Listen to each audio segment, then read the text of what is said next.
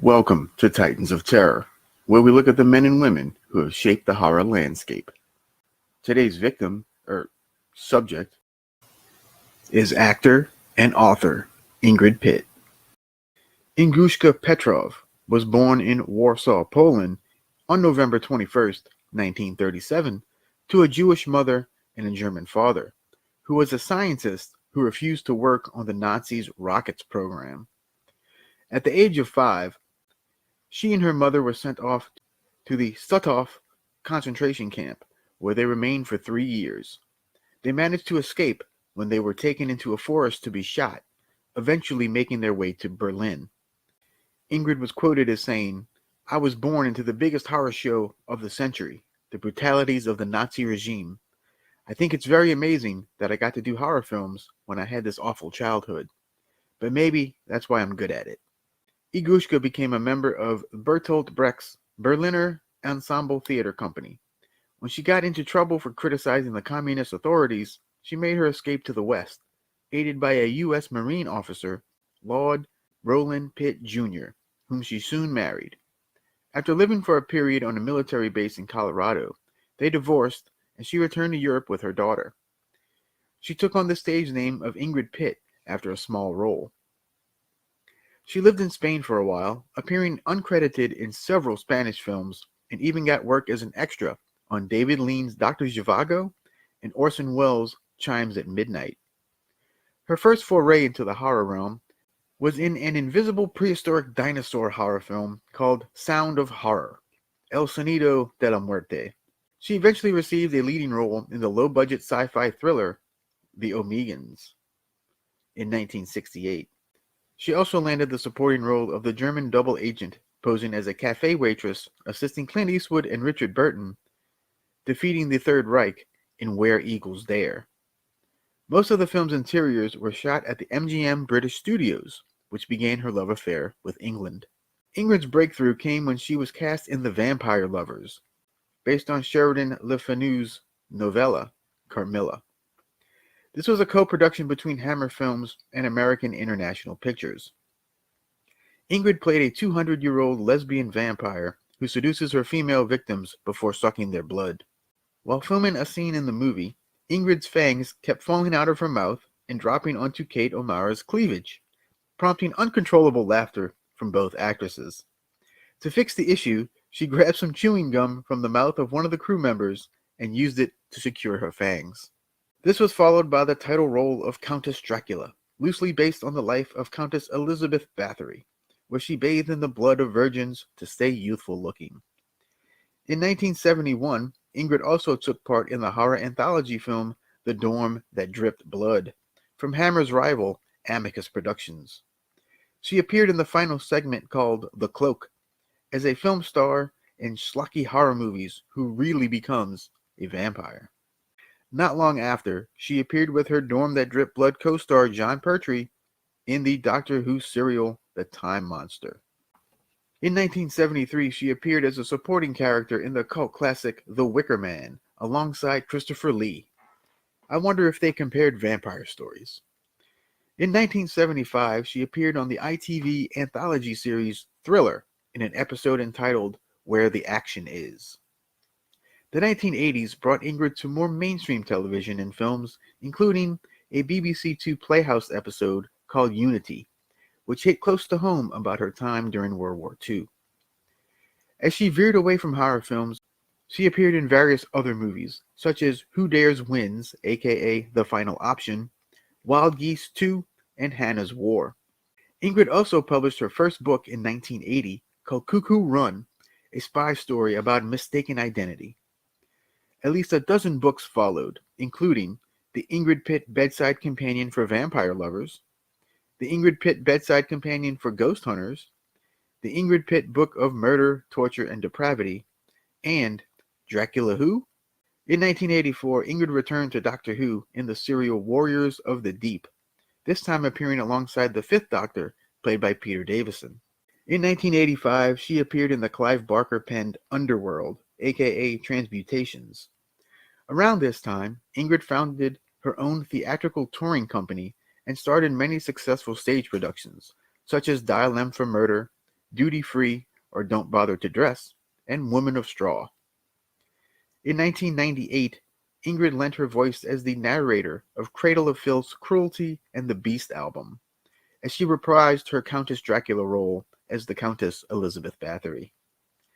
In 1999, she wrote her autobiography entitled Life's a Scream, the autobiography of Ingrid Pitt. In the year 2000, Ingrid made her return to the big screen in the British horror film The Asylum, starring yet another doctor, Colin Baker. In 2003, Ingrid lent her voice to Lady Violator in the UK's first computer-generated animated film, Dominator. In 2006, Ingrid co-starred in the horror film Minotaur, along with Tom Hardy, Tony Todd, and Rutger Hauer.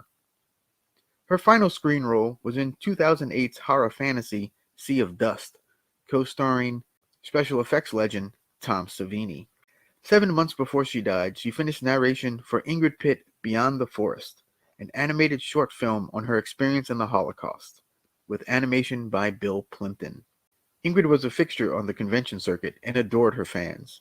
Fun fact, Ingrid also possessed a student's pilot license and a black belt in karate, so she was a legitimate badass. Ingrid died of congestive heart failure in a South London hospital on November 23, 2010, just 2 days after her 73rd birthday. The bat salutes the queen of Gothic horror, Ingrid Pitt, a true titan of terror. Welcome to Titans of Terror, where we look at the men and women who have shaped the horror landscape. Today's victim, or subject, model, actor, and singer, Caroline Munro. Caroline Jane Munro was born on January 16, 1949, in Windsor, England, where she was the youngest child of a lawyer and a housewife. As a child, she attended a convent school near Brighton. In 1966, Caroline's mother entered headshots of her to the Evening News's Face of the Year contest.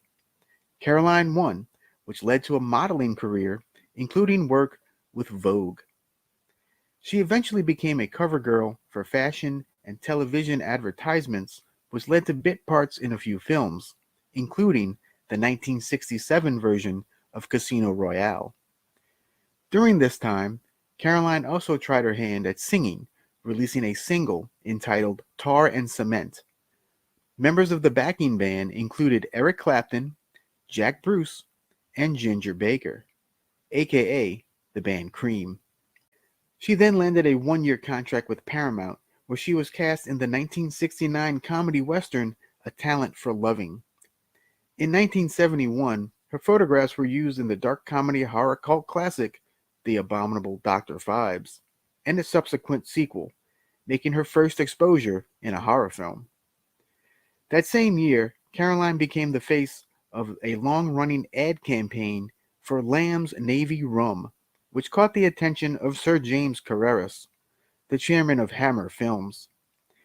She was promptly signed to a one-year contract, making her the only actress to be placed under contract with that studio. Her first film for Hammer was Dracula AD 1972, opposite the incomparable Christopher Lee.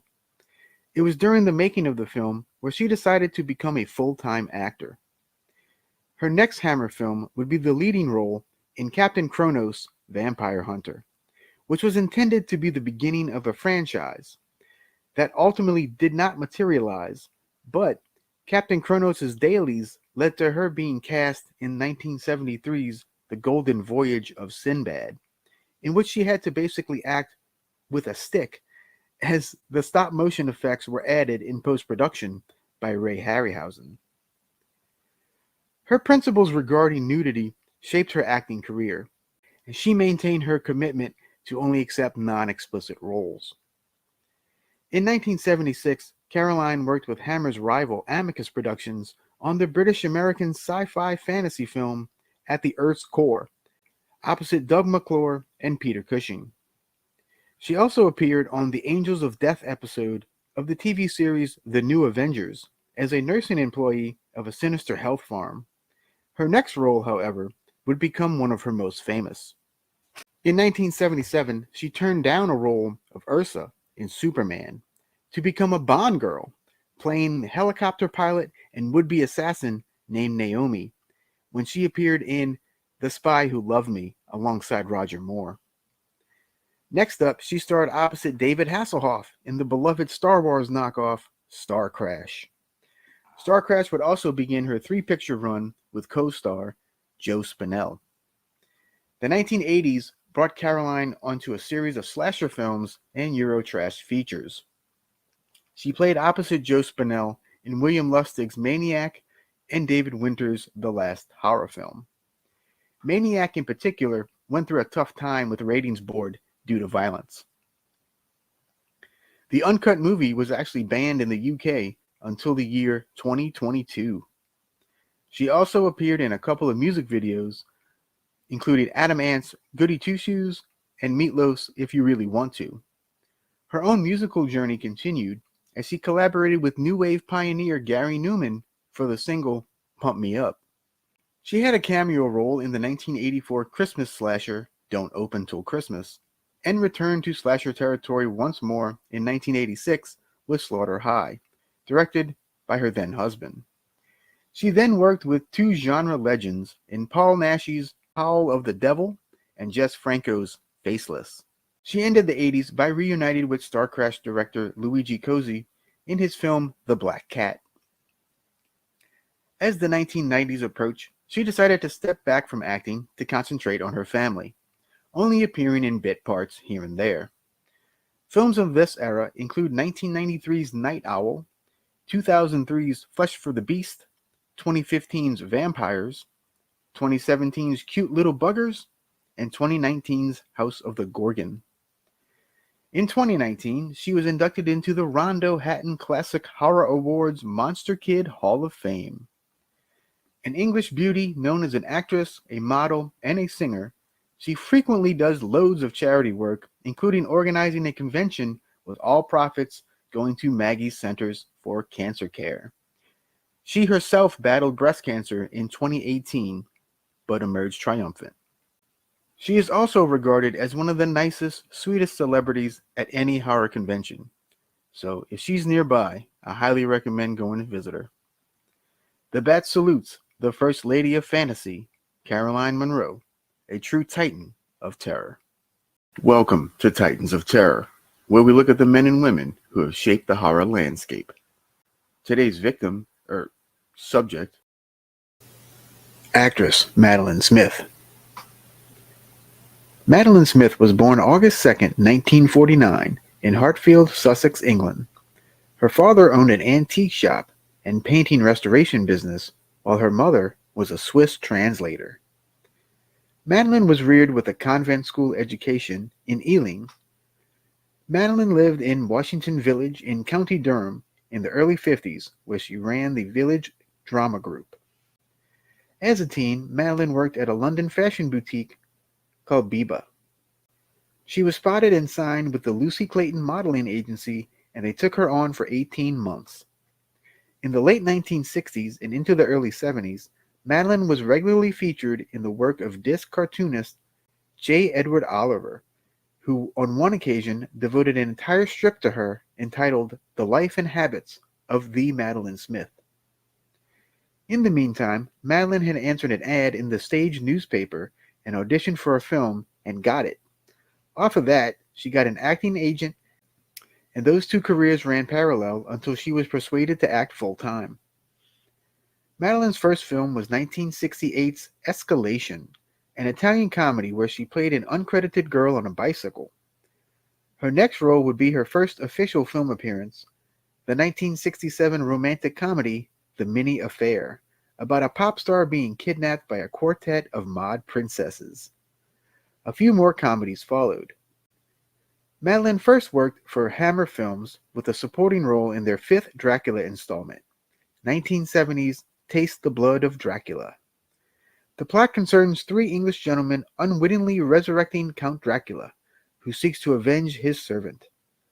Maddie, as she was billed here, plays a lady of ill repute. Her next film was the Hammer AIP vampire film in 1970's The Vampire Lovers, starring Ingrid Pitt as the seductive vampire Carmilla, targeting the beautiful and the rich in a remote area of late 18th century Germany. Madeline plays the love interest of Carmilla. AllMovie wrote, "The Vampire Lovers pushes the bloodshed and bosoms formula of the Hammer hits to its limit." Also in 1970, Madeline appeared in AIP's folk horror Tam Lin, aka The Devil's Widow, based on a Scottish folk song. The film focuses on an older woman using witchcraft to keep her young jet-set friends. The next year, Madeline returned to comedy when she appeared in Up Pompeii, a Roman Empire sex farce that became the 10th most popular film at the British box office that year. Madeline's favorite role, however, was working with Arthur Lowe on the 1971 TV show Doctor at Large, in which she played his daughter. In 1972, Madeline appeared in Carry On Matron, the 23rd film in the long-running film series, as Mrs. Pullet. She also portrayed a music hall performer in the 1972 family mystery film The Amazing Mr. Blunden. In 1973, Madeline returned to horror with a supporting role in Theater of Blood, a dark comedy horror starring Vincent Price and Diana Rigg. The film tells the tale of an actor exacting vengeance against the critics who failed to acclaim his genius, killing them one by one in ways very similar to murder scenes in the season of William Shakespeare's plays that he last performed. Price and Rigg both consider this film to be their favorite.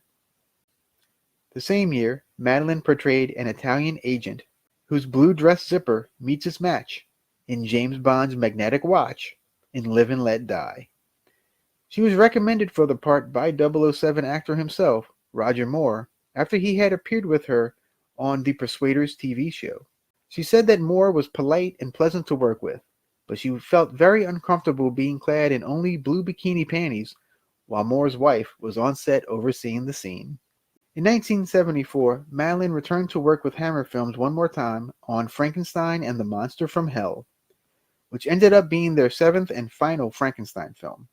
The film stars Peter Cushing as the Mad Doctor, this time working in an insane asylum as a surgeon continuing his gruesome experiments. Madeline plays a beautiful mute girl who assists the doctor by stitching up the monster.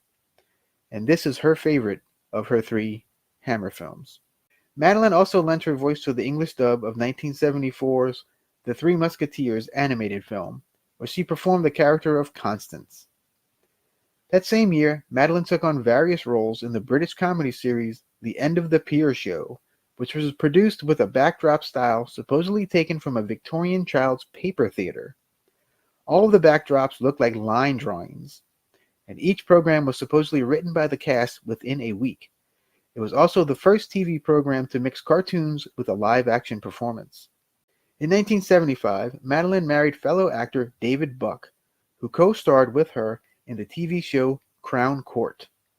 In 1978, Madeline reteamed with the End of the Pier Show group and made a science fiction fantasy television show called In the Looking Glass, where the hero walked into a looking glass and found himself in a different world each week. It was lauded for having imaginative backdrops and an excellent narrative. Madeline also portrayed the character of Molly on stage in Agatha Christie's Mousetrap. Madeline continued appearing on television, most notably All Creatures Great and Small and Eureka, up until the mid-80s, when she took a hiatus to raise her daughter Emily. Madeline's husband David Buck would pass away in 1989 of cancer. In 2009, a vintage picture of Madeline graced the cover of Hammer Glamour, a book by Hammer historian Marcus Hearn that celebrates 2 decades of gorgeous Hammer ladies. Madeline returned to acting in 2011 when she appeared on the British soap opera Doctors in an episode called Whip Hand. In 2020, Madeline starred in a short film called Crazy Bitch Blues, about 2 embittered sisters fighting over the belongings of their dead mother, and they are willing to do whatever it takes to get what they think is rightfully theirs. Madeline's most recent appearance was in the TV movie remake of The Amazing Mr. Blunden in 2021, where she plays a different role named Geraldine. Madeline Smith will always be remembered as a shapely, dark-haired, buxom actress who appeared in a number of sensual film and TV roles that showcased her beauty. Whether she is frightening or making you laugh hysterically, Madeline always entertains, thus making her a true titan of terror. Welcome to Titans of Terror, where we look at the men and women who have shaped the horror landscape. Today's victim, or subject, actress Linda Hayden. Linda B. Higginson was born on January 19, 1953, in Stanmore, Middlesex, England. She studied dancing, singing, and stage acting at the Ida Foster Theatre School at the age of 13. Linda made a bold film debut as a brassy 15-year-old teenage schoolgirl in the controversial melodrama Baby Love in 1969. She even auditioned for the film topless. The film tells the story of Lucy Thompson, who seduces her adoptive family after her mother committed suicide. In 1970, she landed a role in Hammer's Taste the Blood of Dracula as the virginal Alice Hargood, transforming into a slutty vamp slave. She acted alongside such notables as Christopher Lee and Madeline Smith. Fun fact, unlike the rest of the actors playing youths in the film, Linda actually was 17 years old when she played Alice. All of the others were played by actors in their mid to late 20s. The next year, Linda took on the role of alluring devil cult leader Angel Blake in the chilling folk horror film The Blood on Satan's Claw. Set in early 18th century England, the film follows the residents of a rural village whose youth falls under the influence of a demonic presence after a local farmer unearths a mysteriously deformed skull. On her first day of filming, Linda cut her foot badly and had to be rushed to the local hospitals for stitches. She stated in an interview that due to being in costume and makeup for her devilish scene, some older folks at the hospital thought she was either an angel or a devil and that they had passed over. Actor Anthony Ainley, who plays a preacher seduced by Linda's character, once stated in an interview, "When it came to doing the nude scene, Linda was spot on with every take. She was a total professional with a refined sense of the erotic unusual for her age." For its US release, the film's nudity was censored, particularly in Linda's seduction scene, by darkening the footage to avoid an X rating. The film received lukewarm reviews and underperformed at the box office. However, the film has gained a cult following over the years and has been cited by several film scholars as a forefather of the folk horror genre.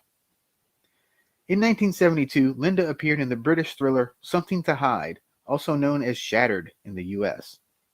The film is about a man harassed by his wife, who after picking up a pregnant teenage hitchhiker is driven to murder and madness.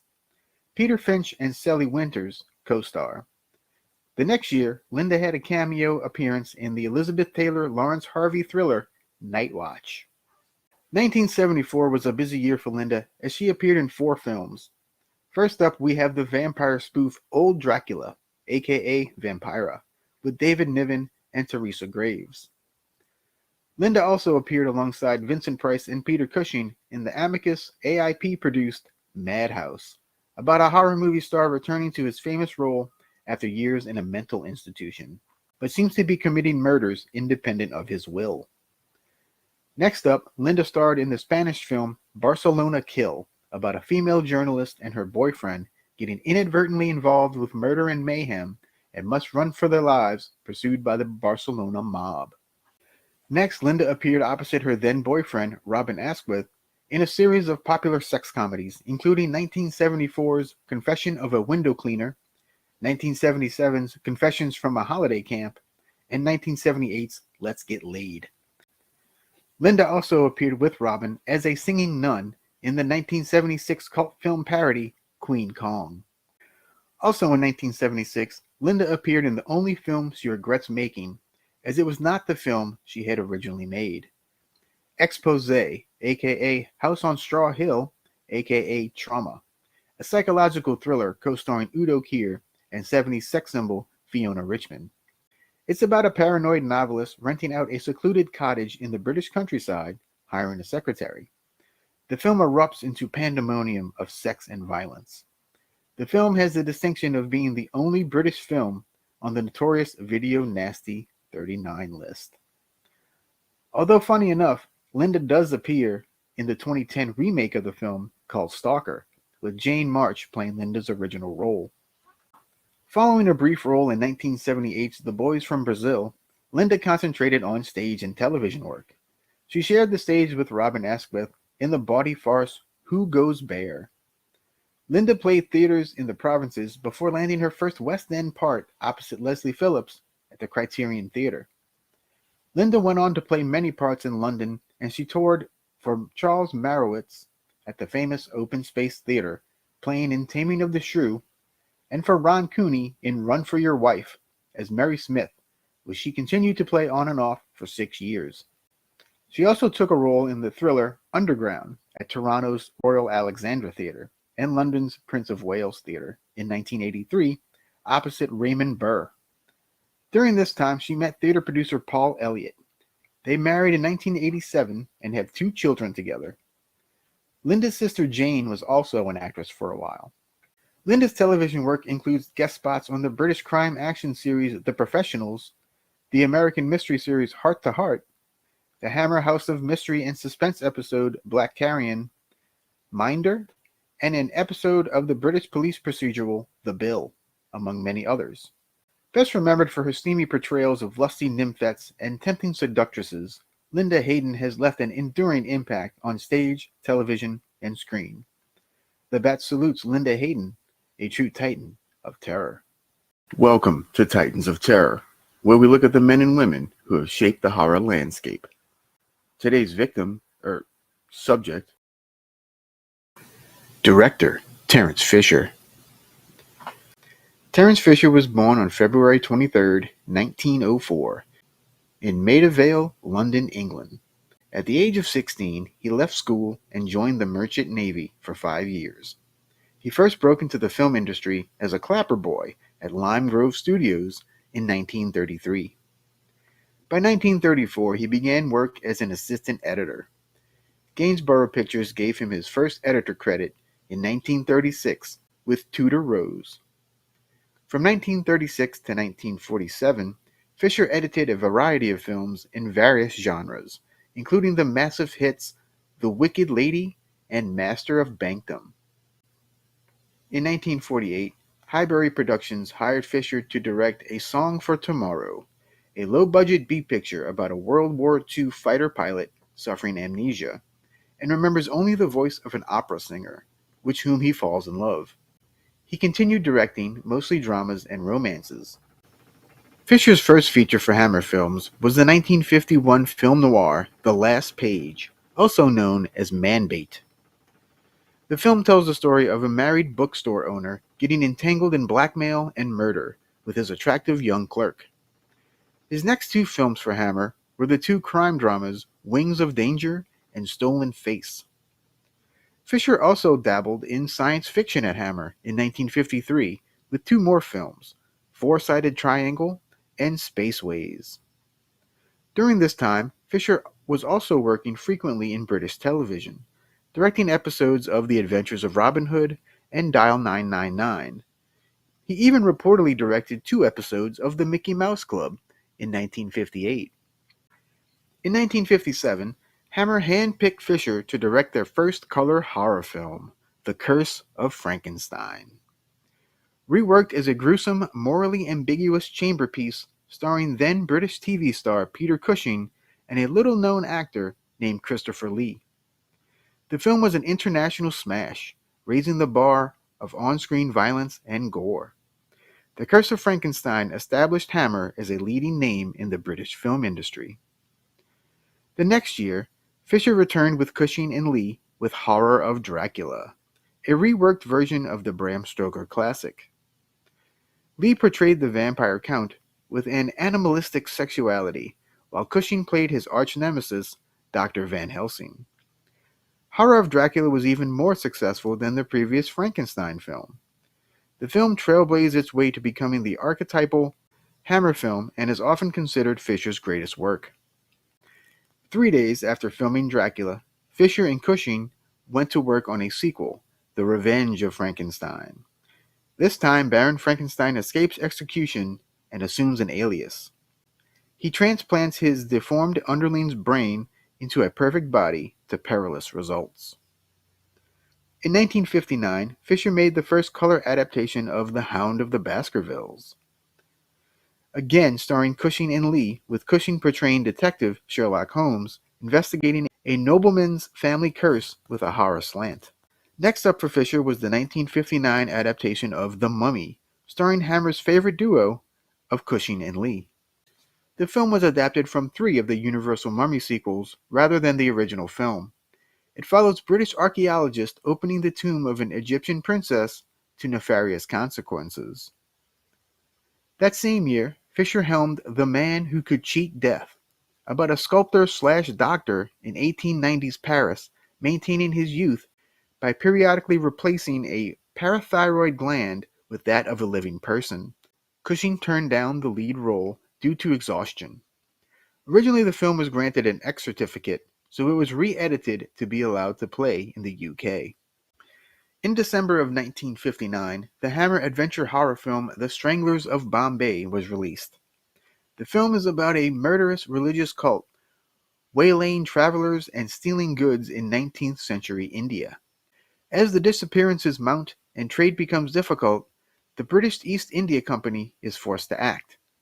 But they give the job to an upper-class officer completely out of touch with the country, rather than the obvious candidate who has been in India for years and well understands the people and its culture. In 1960, Fisher took on The Two Faces of Dr. Jekyll, with Paul Massey in the lead dual role. In contrast to the other film versions, Hammer's Jekyll was portrayed as a rather bland and faceless person, while Hyde was presented as suave and handsome. This reflects Fisher's belief in what critics called the charm of evil. Hammer wanted to make a sequel to their highly successful Dracula film. Fisher and Cushing returned, but Lee did not, for fear of being typecast. The script was rewritten many times, and eventually we got 1960's The Brides of Dracula, the only Hammer Dracula without Dracula. The film focuses on vampire hunter Dr. Van Helsing returning to Transylvania to destroy a handsome bloodsucker named Baron Meinster, who has designs on a beautiful young schoolteacher. The sequel was another hit for Hammer. Next up, Fisher changed gear a bit by directing Sword of Sherwood Forest, a Robin Hood adventure with Peter Cushing as the Sheriff of Nottingham, and Richard Green reprising his role from the television show that Fisher once directed. The story concerns the sheriff's plot to confiscate estates of fallen crusaders, but Robin Hood and Maid Marian foil their plan. Fisher soon returned to horror as he helmed the first werewolf film to be shot in color, 1961's The Curse of the Werewolf, starring Oliver Reed. In 18th century Spain, an adopted boy becomes a werewolf and terrorizes the inhabitants of his town. The film has gone on to be a cult classic, with being referenced in both The Howling and An American Werewolf in London. In 1962, Fisher was tasked with bringing The Phantom of the Opera to Hammer. This version stars Herbert Lom and is loosely based on the Gaston Leroux novel. The film was panned for being rather dull. The same year, Fisher flew to Germany to direct Sherlock Holmes and the Deadly Necklace, with Christopher Lee starring as the Great Detective. The film's plot has Holmes and Watson attempting to recover a stolen necklace formerly worn by Cleopatra from Professor Moriarty. Fisher and Lee were not happy with the film, placing blame on the German producers. Fisher then returned in 1964 to helm Fox's horror comedy The Horror of It All, starring Pat Boone. When an American salesman and his English fiancée visit her eccentric family who live in a remote old mansion in the country, he discovers that someone is trying to kill everyone there to get the family fortune. The film is basically a loose remake of The Old Dark House. That same year, Fisher returned to Hammer with Cushing and Lee to make The Gorgon, a film about a female monster taking human form and terrorizing a small European village by turning its citizens into stone. As if that wasn't enough for 1964, Fisher also made the sci-fi horror film The Earth Dies Screaming, about a group of survivors fighting off a deadly alien invasion that uses robots and a poisonous gas to take over the Earth. The robots kill by touch and then reanimate their victims as eyeless zombies. In 1966, Fisher returned with Christopher Lee for the third Hammer Dracula film, Dracula, Prince of Darkness. This time, Dracula is resurrected 10 years after the first film and preys on 4 unsuspecting English tourists who have taken shelter in his castle. Dracula does not speak in the film, save for a few hisses. Christopher Lee claims he disliked the dialogue and refused to say them, while writer Jimmy Sangster claims he did not write any dialogue for Dracula to say. Away from Hammer, Fisher helmed the 1966 horror film Island of Terror, starring Peter Cushing. The film tells the tale of an isolated remote island community being threatened by tentacled silicates which liquefy and digest bone and tissue. TV Guide wrote of the film, "A rather shaky plot is boosted by Cushing's ever-effective performance and Fisher's tight direction."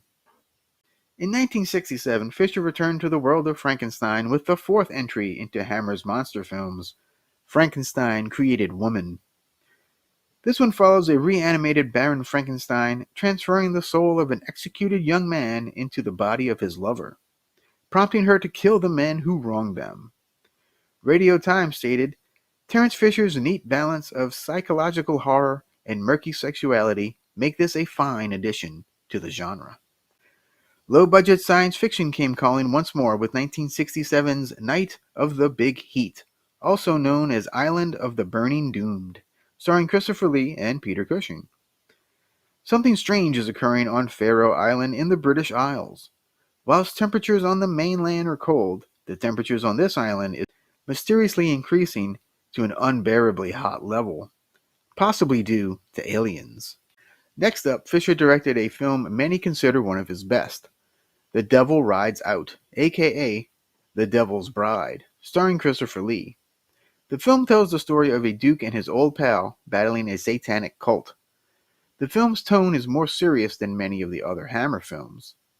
Christopher Lee had often stated that of all his vast back catalog of films, this was his favorite, and the one he would have liked to have seen remade with modern special effects, and with his playing a mature Duke de Richelieu.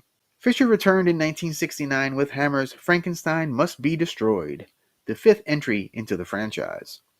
Baron Frankenstein travels to a new town to meet Dr. Brandt, with whom he has been corresponding with and had hopes to collaborate. He arrives, however, to learn that Brandt is in a mental institution, having lost his mind completely. He, however, is desperate to learn a secret that Brandt was going to share with him and kidnaps him with the intent of extracting that secret by transplanting his brain into another body. Terence Fisher then sustained injuries in a pair of road accidents, which resulted in lengthy periods of convalescence. Fisher would return one more time to the director's chair in 1972 with Frankenstein and the Monster from Hell, the seventh and final installment of the franchise. Baron Victor Frankenstein, having survived the fire at the end of the previous film, lives and works in an insane asylum as a surgeon and is given a number of privileges, as he holds incriminating evidence on the asylum's corrupt director. Frankenstein, using the alias of Dr. Carl Victor, uses his position to continue his experiments in the creation of man. The film unfortunately performed poorly at the box office. After several years in retirement, Terence Fisher died on June 18, 1980, at the age of 76, leaving a lasting legacy. The Bat salutes Terence Fisher, a true titan of terror. Horror legends Peter Cushing and Christopher Lee have crossed paths many times during their respective careers. Here's a look at all 24 films the gruesome twosome have appeared in. Number 1. Hamlet, 1948. This is the first British production to win the Academy Award for Best Picture. This Laurence Olivier version of Shakespeare's play features Peter Cushing in a supporting role as Osric, a courtier who referees a duel. Christopher Lee appears briefly as an uncredited guard with a spear in the background. Number 2. Moulin Rouge from 1952, a biopic of artist Henri de Toulouse-Lautrec.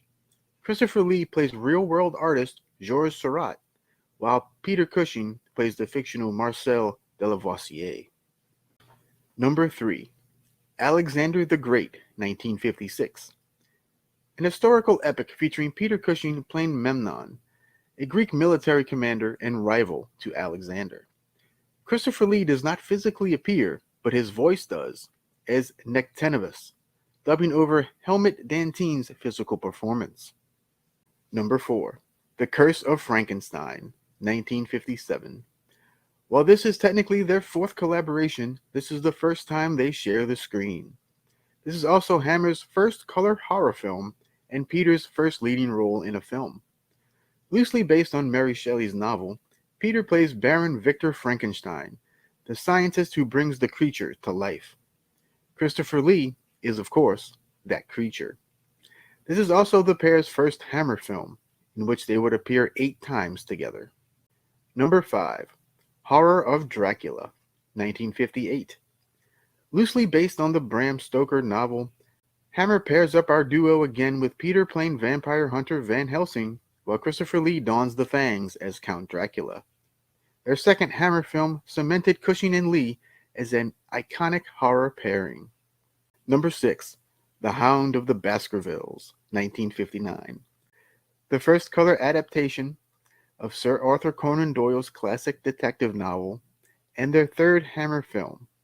Cushing, of course, plays Sherlock Holmes, while Lee plays Sir Henry Baskerville, heir to the Baskerville fortune.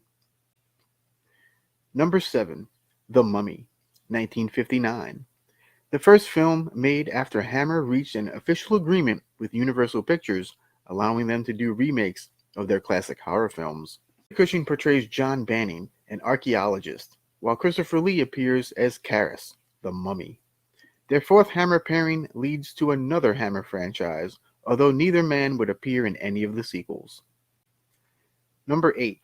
The Devil's Agent, 1962. This film tells the story of a double agent in Germany during the Cold War. Christopher Lee appears as Baron von Staub, the agent's friend before the war. Peter Cushing's scenes, however, were cut from the finished film. Nonetheless, they both worked on the film, so it is counted. Number 9. The Gorgon, 1964. A then-modern reimagining of the Greek Medusa myth. The film tells the story of the titular monster terrorizing a village in Europe by turning its inhabitants to stone. Christopher Lee stars as Professor Karl Meister, while Peter Cushing plays Dr. Namaroff in their fifth Hammer film together. Number 10. Dr. Terror's House of Horrors, 1965. The first film in Amicus Productions' famous anthology horror cycle. Peter Cushing stars as the narrator, Dr. Schreck, who guides the audience through 5 different horror stories. The fourth segment, Disembodied Hand, stars Christopher Lee as an art critic named Franklin Marsh, who is haunted by the severed hand of a painter whose life he has destroyed. Number 11. She, 1965. Dr. No's Ursula Andress plays Aisha, the immortal ruler of a lost realm, whose domain is discovered by a group of archaeologists. Christopher Lee plays Aisha's priest, Bilali, while Peter Cushing plays the main archaeologist, Professor Horace L. Holly. This would be the pair's 6th Hammer collaboration. Number 12. The Skull, 1965. Another Amicus production that stars Peter Cushing as Dr. Christopher Maitland, an occult collector who comes into possession of the Marquis de Sade's skull and quickly falls under its sinister spell. Christopher Lee appears as a guest star as Sir Matthew Phillips, the skull's previous owner. Number 13. Island of the Burning Damned, aka Night of the Big Heat, from 1967. A sci-fi flick about a British island that experiences an extreme heat wave in the middle of winter, causing speculation of an alien invasion. Christopher Lee plays the lead as Professor Godfrey Hansen, while Peter Cushing guest stars as Dr. Vernon Stone, aiding Hansen against the aliens. Number 14. Scream and Scream Again, 1970. A gothic horror sci-fi conspiracy thriller from AIP that tells the story of a serial killer whom the police believe to be a vampire. Lee and Cushing appear alongside another horror legend, Vincent Price, although Cushing does not share the screen with either man in the film. All 3 actors have small roles, with Cushing portraying Major Heinrich Benedict, while Lee portrays a character named Fremont. Number 15. One More Time, 1970. This one tells the story of 2 nightclub owners who end up on the wrong side of the law and have to work together to prove their innocence and solve a murder. Lee and Cushing cameo as Count Dracula and Baron Frankenstein, in homage to their famous Hammer characters, though their appearances are very brief. Number 16, The House That Dripped Blood, 1970. Another Amicus anthology where Peter Cushing stars in the Waxworks segment as Philip Grayson, a retired stockbroker who stumbles upon a wax museum and becomes obsessed with a statue that resembles his dead lover. Christopher Lee stars in Sweets to the Sweet as John Reed, a widower who moves into a house with his young daughter only to discover that she has supernatural abilities. Number 17, I, Monster, 1971. This Amicus adaptation of Robert Louis Stevenson's Dr. Jekyll and Mr. Hyde stars Christopher Lee as Dr. Charles Marlowe, a psychologist who invents a drug that turns him into his deranged alter ego, Mr. Edward Blake. Peter Cushing portrays Marlowe's lawyer, Frederick Utterson, who believes that Blake is blackmailing his client before he slowly discovers the true nature of the situation. Number 18, Dracula AD, 1972. This marks the pair's 7th Hammer collaboration and is also the 7th film in the Dracula franchise, with the duo reprising their roles as Dracula and Van Helsing. This movie is set in the then contemporary 1970s and features a bunch of hippies reviving Dracula, with Van Helsing's studious ancestor hot on the vampire's trail. Number 19, Horror Express, 1972. This horror adventure is set on a moving train with Christopher Lee as Professor Alexander Saxton and Peter Cushing as Dr. Wells, trying to contain an alien threat that possesses various passengers. Sound familiar? This was 10 years before John Carpenter's The Thing and is based on the same novella. Number 20, Nothing But the Night, 1973. The only production of Christopher Lee's Charlemagne films. The film tells the story of Police Inspector Colonel Charles Bingham, played by Christopher Lee, who enlists the help of pathologist Sir Mark Ashley, played by Peter Cushing, to uncover a mystery surrounding the deaths of various orphan trustees. The film is often noted today for its creepy ending. Number 21, The Creeping Flesh, 1973. This one tells the story of Professor Emmanuel Hildern, a Victorian scientist played by Peter Cushing, who returns from Papua New Guinea with a bag of ancient bones. When exposed to water, the bones take on a new life, unleashing a skeletal beast on the scientist and his companions. Christopher Lee plays the scientist's brother, Dr. James Hildern, who runs an asylum and becomes embroiled in the supernatural plot. Number 22, The Satanic Rites of Dracula, 1973. Their final Hammer pairing leaves a bit to be desired as they reprise their roles as Dracula and Van Helsing one last time. The film blends the political thriller genre with supernatural horror as Dracula attempts to bring about Armageddon by unleashing a deadly virus. Number 23, Arabian Adventure, 1979. This one tells the story of an evil sorcerer named Alcazar, played by Christopher Lee, who seeks power by obtaining a magical rose. A prince, accompanied by a peasant boy and a flying carpet, aims to take the sorcerer down.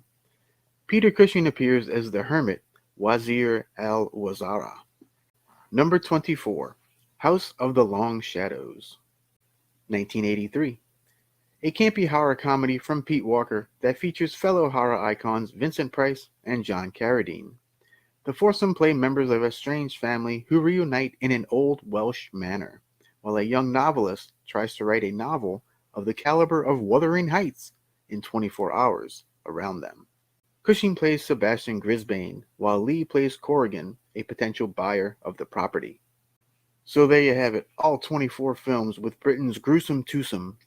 Not only were they a dynamic pair on screen, but they were also great friends off screen. In the words of the immortal Christopher Lee, the pairing just worked.